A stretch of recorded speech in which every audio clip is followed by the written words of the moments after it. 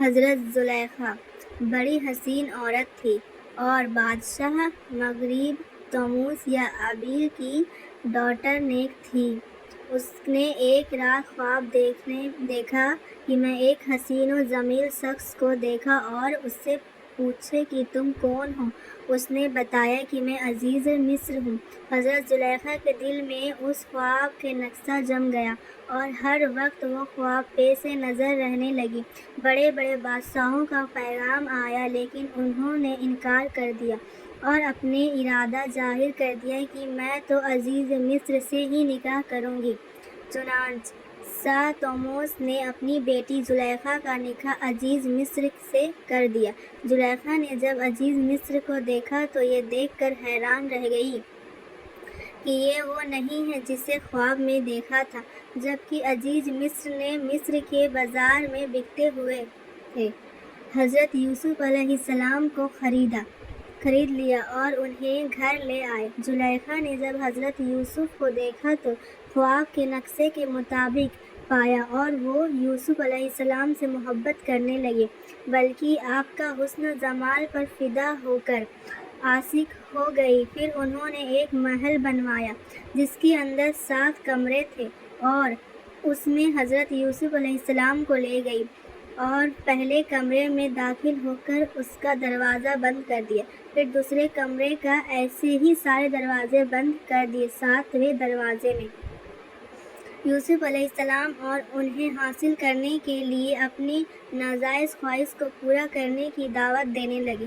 حضرت یوسف یہ صورتحال دیکھ کر حیران رہ گئے اور زلیخا سے فرمایا، اللہ سے ڈر اور مجھے یہاں سے جانے دو اور اپنے اس ارادے پر باز آ جاؤ۔ یوسف علیہ السلام وہاں سے بھاگے، زلیخا بھی پیچھے سے بھاگی۔ حضرت یوسف نے بھاگتے ہوئے جس کمرے کے بھی رخ کیا اس کا دروازہ خود بخود کھلتے گیا۔ زلیخا نے پیچھا کرتے ہوئے آپ کا کرتا پیچھے سے پکڑ لیا، آپ کو کھینچا، آپ بھاگے تو آپ کا کرتا پیچھے سے پھٹ گیا اور آپ ان کے ہاتھ نہ آ سکے، کمروں سے باہر آ گئے۔ جب باہر آئے تو پہلے دروازے پر عزیز مصر کو کھڑا پایا تو زلیخا نے خود کو بچانے کے لیے بہانہ تراشا اور اپنے شوہر سے کہنے لگی، جو تیری بیوی سے برائی کے ساتھ پیش آئے اس کا کیا سزا ہے؟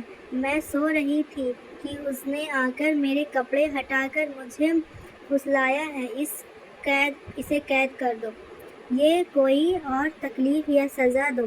جب یوسف علیہ السلام نے دیکھا کہ زلیخا الٹا آپ پر الزام لگا رہی ہے تو آپ نے اپنے برات کا اظہار کیا اور حقیقت حال بیان کرنا ضروری سمجھا۔ آپ نے فرمایا، اے عزیز مصر، یہ غلط بیان کر رہی ہے، واقعہ اس کا الٹا ہے، اس نے خود مجھے لبھایا اور مجھ سے غلط ارادہ کرنا چاہا۔ عزیز مصر حیران ہو گئے، دونوں میں سچا کون ہے، اور بولے کہ اے یوسف، میں کسی طرح یقین کر لوں کہ تم سچے ہو۔ یوسف علیہ السلام نے فرمایا، گھر میں 4 مہینے کا ایک بچہ ہے، پہلے میں لاتا ہوں، اس سے پوچھ لو کہ واقعہ کیا ہے۔ عزیز مصر نے کہا، بلایا، 4 مہینے کا بچہ، کیا جانے اور وہ کیسے بولے گا؟